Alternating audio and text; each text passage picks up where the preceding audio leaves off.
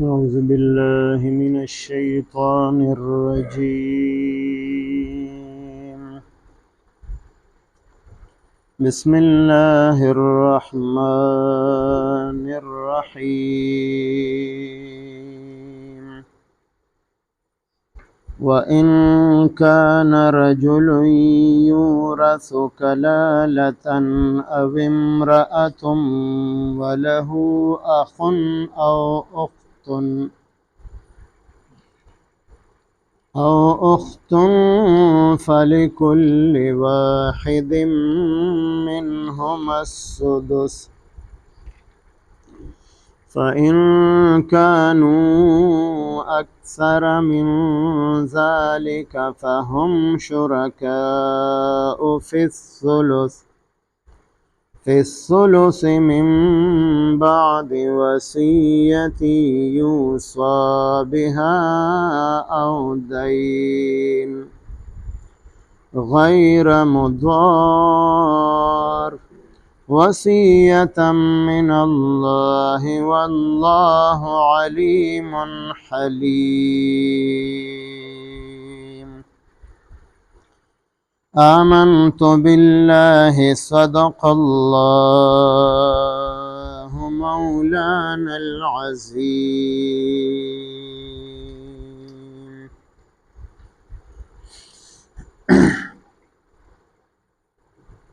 سورة نساء 12 نمبر آیت 4 پارہ. د دې آیت مبارک په ابتدایي حصہ کې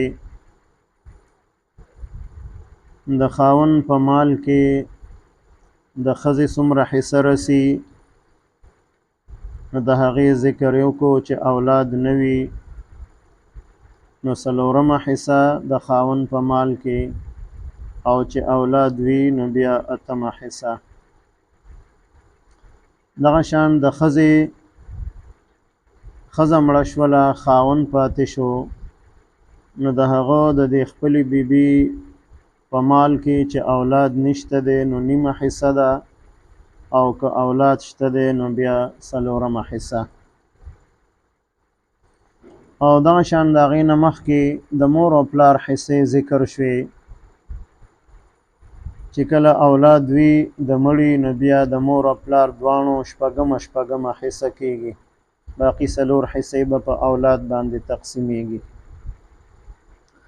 او چې اولاد نشته دی صرف مور او پلار وارثان دي نو ټول مال به مور او پلار اخلي،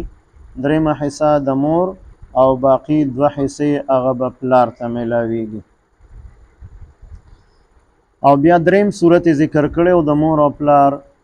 چې کله د دې مړي رونه خویندې شته دی نو رونو خویندو میراث کې حصہ نشته دی، لیکن د دې په وجه باندې بیا د مور حصہ کم شپله 6مه حصې ته لاړه، او باقي 15 حصې هغه به د پلار شي. 6مه حصہ د مور شوه، یعنی 6 حصو کې به ټول مال تقسیم شي، رونو خویندو ته به څه نه میلاویږي، نو 6مه حصہ د مور او باقي 15 حصې هغه به پلار ته میلاویږي. او چې کله مور او پلار هم نشته دی او اولاد هم نشته دی نو اوس د هغې مسله بیانوي چې په داسې صورت کې بیا د دې مړي د رونو خویندو میراث کې حصہ شته دی. او داسې مړي ته دلته یو لفظ استعمال کړی دی کلالتن. کلاله لفظي معنی ده ضعف او کمزوري. د مور او پلار رشته دا مضبوطه رشته ده، او د اولاد رشته دا مضبوطه او کلکه رشته ده. د دې نه علاوه څومره رشتې دي نو دا کمزوري دي. نو د مور او پلار او د اولاد نه علاوه چې کم وارثان جوړیږي نو هغه چونکې ضعیف رشتې دي د دې مړي سره نو هغې ته هم کلاله ویلی شي. او دا کم کس چې مړ دی او د مور او پلار هم نشته دی اولاد هم نشته دی نو دې مړي ته هم کلاله ویلی شي. چې د دو کم رشتہ داران موجود دي نو هغه رشتہ دارانو سره د رشته ضعیفه او کمزورې ده نو دې مړي ته کلاله ویلی شي. اوس د د باره کې دوه مسلې د آیت مبارک کې ذکر کړي دي چې یو کس مړ شو نور وارثان نشته دی یا صرف یو رور دی دو یا صرف یو خور ده نو په داسې صورت کې چې رور او خور موجود دی نو د رور او خور ته به په دې کې څومره حصه ملاویږي نو د هغې ذکر کړی دی چې دې ته به څومره حصه ملاویږي نو هغه حصې دلته ذکر کړې ده چې هغه شپږمه حصه ده هر یو کس ته کرور دی نو هغه تم شپږمه حصه ده او که یوه خور ده نو هغې تم شپږمه حصه ده او دا باقي 15 حصې دا به په نورو وارثانو باندې تقسیمیږي او که نور وارثان نشته دی نه نږدې وارثان شته نه لرې وارثان شته دی نو بیا به دغه باقي 15 حصې دوی ته منتقل کیږي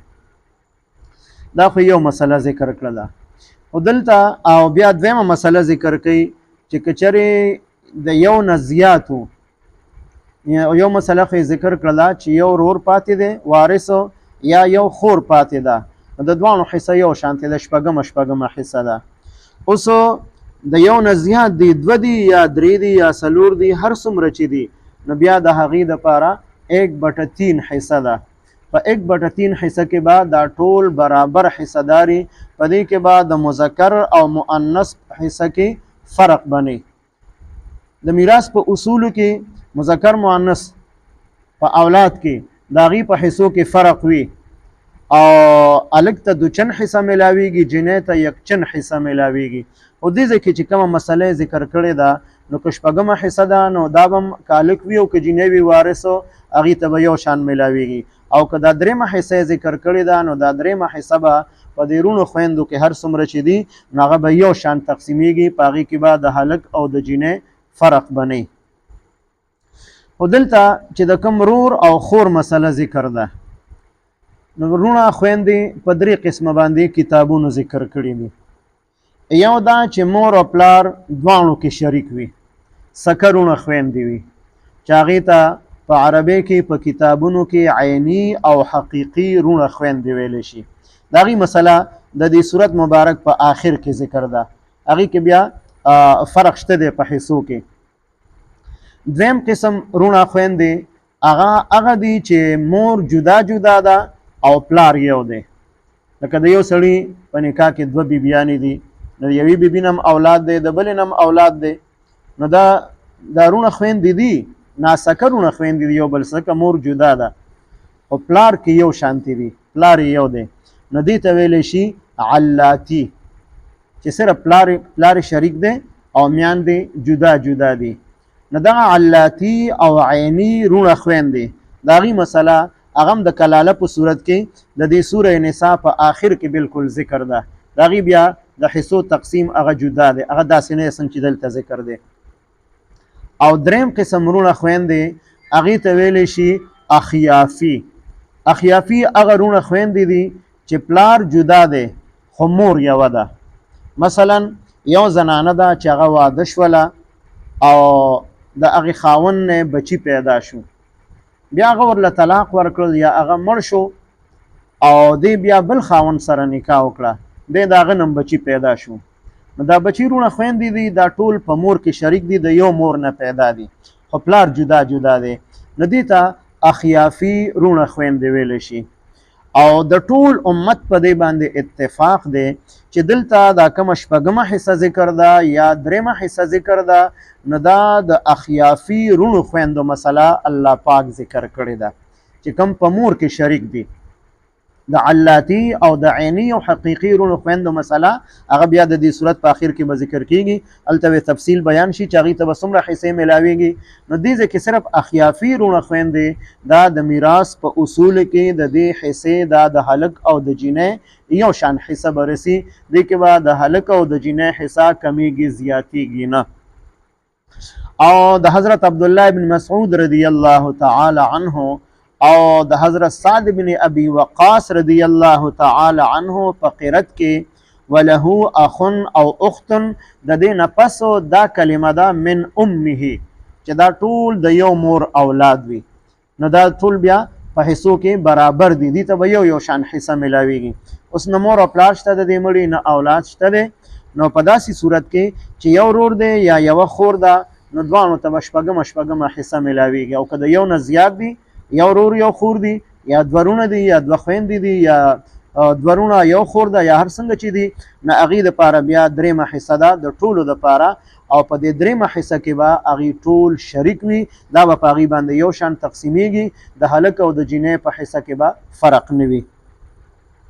نو دغه د کلاله مسله الله پاک دلته ذکر کوي او فرمایي وان کان او کچری وي دا مړی رجل یو سړی دی، سړی مړ شو یورثو کلالتن، یورثو چې د هغه میراث وړلی شي، کلالتن دا کلاله وي، یعنې د نه مور او پلار شته دی او نه اولاد شته دی، سړی مړ شو نه مور پلار شته نه اولاد شته دی. او امرأتن یا دا کلاله ښځه وه، اول سړی یاد کو وان کان رجل یورث کلالتن، سړی مړ شو د میراث تقسیمیږي، نو دا سړی کلاله دی، نه مور پلار شته نه اولاد شته دی. او دویم صورت ذکر کوي او امرأتن یا یو زنانه مړه شوله او هغه کلاله ده، د هغې مور او پلار او رونه بچي نشته دی، بې اولاده ده، مور او پلار هم نشته دی. وله اخن او د دې کلاله مړي یو ورور وي، نو که دا مړی سړی وي او که ښځه وي خو صرف یو ورور وارث دی. او اختن یا یوه خور وارثه وي، صرف یو ورور ژوندی دی یا صرف یوه خور ژوندی ده، نو دا رور او خور دواړه د دې حصه بیانوي د دې رور په مال کې یا د دې خور په مال کې چې کومه مړه ده. فلکل واحد منهما السدس، فلکل واحد نو د پاره د هر یو کس منهما په دې دوانو کې السدس شپږمه حصه ده. ښځه مړه ده یا سړی مړ دی، صرف یو ورور وارث دی یا یو خور وارثه ده، نو په دوانو صورتونو کې که ورور ژوندی پاتې دی یو وارث دی، او که خور ژوندی پاتې ده هغه وارثه ده، نو دوانو ته به ځان لا شپږمه حصه میلاویږي، که یو ورور دی هغه ته به هم شپږمه میلاویږي، او که یو خور ده نو هغې ته به هم شپږمه میلاویږي. خو دا په داسې صورت کې چې وارث صرف یو کس دی، یو ورور دی یا صرف یوه خور ده، نو بیا د دوانو لپاره شپږمه حصه ده. اوس د یو نه زیات دي نو د هغې مسله ذکر کوي. فان کانو کچرې وي دا رونه خویندې اکثر من ذلک زیات د دې نه، اول خو د یو مسله ذکر کړه چې وارث یو دی یا یو ورور پاتې دی یا یو خور پاتې ده، اوس د یو نه زیات دي، نو که دوه دي که درې دي که رونه دي او که خویندې دي د هغې فرق پکې نشته دی. د یو نه زیات دي فهم شرکاء نو دی ټول شریکان دي فی الثلث په درېیمه حصه کې، ثلث درېیمې حصې ته وایي 1/3 حصې ته، او دا 1/3 حصه د مال دا به په دې ټولو رونو خویندو باندې یو شان برابر تقسیمیږي، د هلک او د جینۍ د حصې زیاتېدو کمیدو خبره به پکې نه، رور او خور دوانو ته به یو شان حصه میلاویږي. او د میراث په اصولو کې صرف دا یو مسله ده د اخیافي رونو خویندو چې په دې کې رور او خور به یو شان حصه اخلي، باقي د دې نه علاوه چې کوم ځای کې د علاتی رونو خویندو مسله ذکر کیږي یا د حقیقي رونو خویندو مسله د صورت په آخر کې ذکر کیږي، هغه به 1/2 سره تقسیم کیږي. صرف اخیافي رونو خویندې دوی به ټول یو شان حصه اخلي. فی الثلث په درېیمه حصه کې من بعد وصیت رستو د وصیت نافذ کولو نه، چې د مړي وصیت کړی دی او وصیت مسله مخکې ذکر شوې وه چې 1/3 حصې د مال کې یو کس وصیت کولی شي چې زما د مرګ نه وروستو زما د جیداد درېیمه حصه دا د جومات دپاره وقف ده، مدرسې دپاره وقف ده، یتیمخانې دپاره وقف ده، هسپتال دپاره وقف ده یا بل یو نیک کار دپاره وقف ده، نو په هغه 1/3 حصه کې به وصیت نافذ کیږي. یا د غیر وارث دپاره وصیت کړی دی چې د هغه په میراث کې حصه نه رسیږي، نو د هغه دپاره هم 1/3 حصه کې وصیت کولی شي، او دا وصیت پوره کول دا په وارثانو باندې لازم دي چې د هغه مړي په وصیت باندې عمل وکړي. نو وروسته د وصیت نه یوصی بها چې وصیت کړی وي د مړي په هغې باندې، نو هغه وصیت دی پوره کړي. او دینن یا رستو د قرض ادا کولو نه،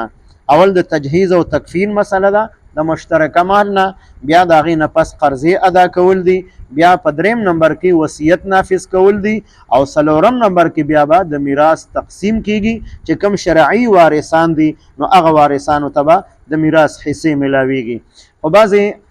اوقاتو کې یو کس شرعي وارث وي خو هغه څه کار داسې کړی وي چې د هغې په وجه باندې هغه د میراث نه محرومه پاتې کیږي. مثلا د قاتل جوړ شو د خپل وارث،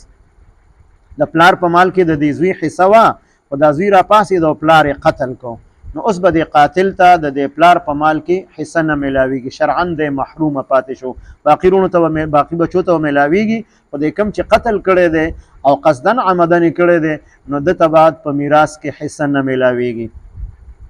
او دویم صورت د میراث نه ملاوېدلو هغه اختلاف د دین، چې یو مسلمان دی او بل کافر دی، پلار مسلمان دی او زوی کافر دی، نو د کافر زوی ته به د مسلمان پلار په میراث کې حصه نه ملاویږي. یا پلار مسلمان دی او زوی کافر دی یا د دې الټ دی، نو چې دین کله اختلاف راغی، دین د دوانو بدل دی، نو دوی دوانه د یو بل وارثان نشي جوړېدی. که دا زوی مړ شو نو پلار ته به میراث نه ملاویږي د په مال کې، ځکه پلار کافر دی زوی مسلمان دی، یا زوی کافر دی پلار مسلمان دی. اختلاف د دین په هغې باندې به حصه نه ملاویږي د میراث. او دغه شان اختلاف د دارین چې کوم ځای کې دی اوسیږي، یو په دارالکفر کې اوسیږي او بل په دارالاسلام کې اوسیږي، نو په دې کې بیا د یو بل میراث به دوی نه اخلي. دې ته ویلی شي موانع میراث، چې دا میراث منع کوي. دغه کس وارث دی لیکن د قتل په وجه باندې یا د دین د اختلاف په وجه باندې یا د دارالکفر او د دارالاسلام د اختلاف په وجه باندې، چې یو دارالاسلام کې اسلامي ملک کې اوسیږي او بل په دارالکفر کې مستقل اوسیږي، نو د دې په وجه باندې به هغې ته په میراث کې حصه نشي ورکولی.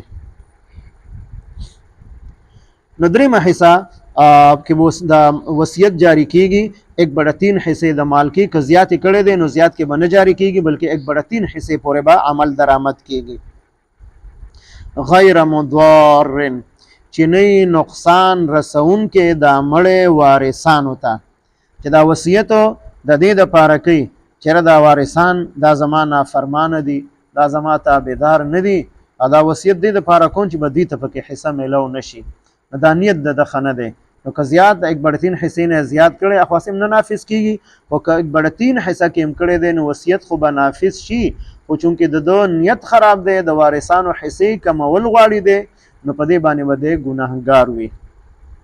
او کنه د وارثانو د حصو د کمولو نیت نه دی کړی، صرف دې دپاره وصیت کوي چې زما آخرت ښه شي او د آخرت دپاره څه ذخیره جمع کړمه، نو بهتره ده چې دی د خپل مال باره کې وصیت وکړي چې 1/3 حصه د صدقې جاریې په شکل کې هغه د خرج کړی شي. او نبی علیه السلام یو ځل صحابو ته وفرمایل چې په تاسو کې داسې څوک شته دی چې هغه د خپل مال په مقابله کې د وارثانو د مال سره محبت ساتي؟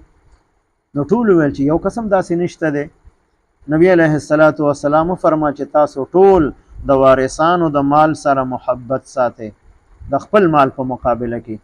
هغې حیران شو، تپوس یې وکړو چې دا څنګه کیدی شي چې انسان خپل مال سره محبت نه کوي او د وارثانو مال سره محبت کوي؟ نو فرمایل چې خپل مال د انسان هغه دی چې د په خپل ځان باندې خرج کو، په بیبي باندې خرج کو، په بچو باندې خرج کو، په نیکو کارونو کې خرج کو، په مسجد او مدرسه باندې خرج کو، په نیکو کارونو کې خرج کو، نو بس دا مال د ده دی چې په خپل ژوند باندې د هغې نه صدقه او خیرات وکړو، او چې کم د ده نه پاتې شو نو هغه بیا د ده د وارثانو دی. نو تاسو په خپل ژوند باندې ځان له د آخرت ذخیره جمع کړئ او په خپل ژوند باندې صدقې خیراتونه وکړئ، خاص کر د صدقې جاریې په شکل کې چې د هغې وجود تر ډیر وخته پورې برقرار پاتې شي. نو دا مال وستا دی، او چې کوم مال پاتې شو وارثانو ته، بیا د وارثانو خوښه ده هغې خیر خیرات کوي په دې خپل مړي پسې یا نه کوي، بیا د هغې اختیار دی. نو پردي مال سره محبت مه کوئ د وارثانو مال سره، بلکې خپل مال سره محبت وکړئ، په ځان خرج کړئ، په بچو خرج کړئ، د الله په نوم خرج کړئ.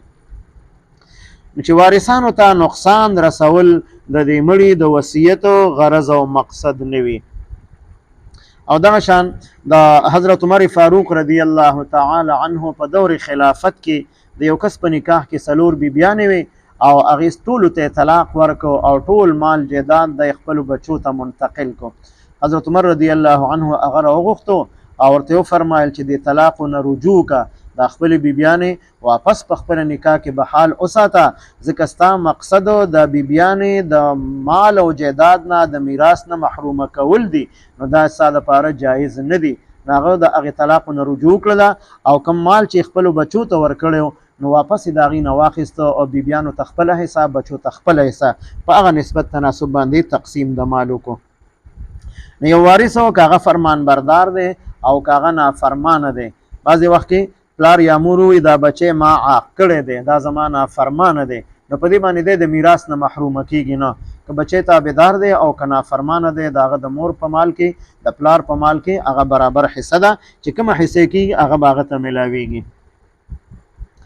غیر مضار چنی نقصان رسونکې وارثانو ته، وصیتا من الله دا حکم ضروری دی من الله د الله پاک د طرف نه. نو الله پاک چې کومې حصې مقرر کړي دي د کوم وارثانو دپاره، نو په هغه نسبت سره هغې ته د میراث حصې ورکول پکار دي، د ځان نه په هغې کې کمی بیشی کول نه دي پکار، چې دا یو کس غریب دی نو دله به زیات ورکو او دا بل کس مالدار دی نو دله به کمه حصه ورکو، داسې به نه کوي. بلکې که هغه مالدار وارث هغه خپله حصه واخیستله او بیا د خپل طرف نه هغه غریب ورور ته یې ورکوي، هغه ته اختیار شته دی، خو بل چاته دا اختیار نشته دی چې د چا حصه کمه کی یا زیاته کی. نو دا حکم ضروری دی د الله پاک د طرف نه. والله علیم الله پاک عالم دی په هر څه باندې، د حصو چې کوم تقسیم الله پاک کړی دی په دې باندې الله پاک ښه پوهیږي، لہذا د الله تقسیم هغه صحیح دی او د موقع مناسب دی. حلیم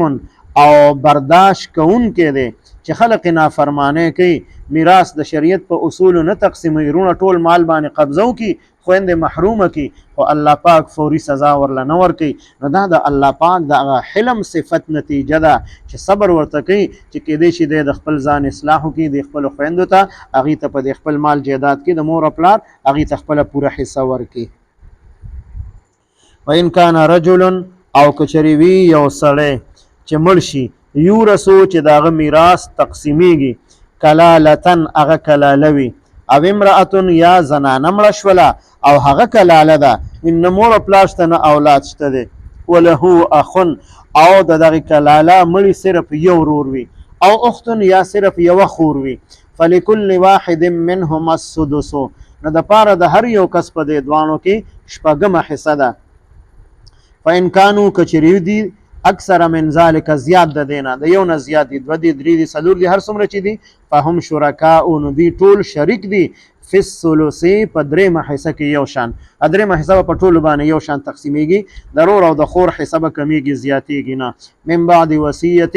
رستو د وصیت نافذ کولو نه، یوصی بها چې د مړي وصیت کړی د هغې، او دین یا رستو د قرض ادا کولو نه، غیر مضار چې نه نقصان رسونکې د وارثانو حصو ته دا مړی په وصیت کولو سره یا کم کس میراث تقسیموي او دی پکې وارثانو ته نقصان ورنکړي بلکې ټولو ته خپلې خپلې حصې ورکړي. وصیتا من الله دا ضروری حکم دی د الله پاک د طرف نه. والله علیم الله پاک په هر چیز باندې عالم دی، حلیم او تحمل او برداشت کوونکی هم دی. اللهم صل علی سیدنا محمد وعلى آل سیدنا ومولانا محمد وبارك وسلم. رب اجعلني مقيم الصلاة ومن ذريتي ربنا وتقبل دعاء. ربنا اغفر لي ولوالدي وللمؤمنين يوم يقوم الحساب. ربنا اغفر لنا ولإخواننا الذين سبقونا بالإيمان ولا تجعل في قلوبنا غلا للذين آمنوا ربنا إنك رؤوف رحيم. ربنا هب لنا من أزواجنا وذرياتنا قرة أعين واجعلنا للمتقين إماما. وصلى الله تعالى على خير خلقه محمد وعلى آله وأصحابه أجمعين. آمين برحمتك.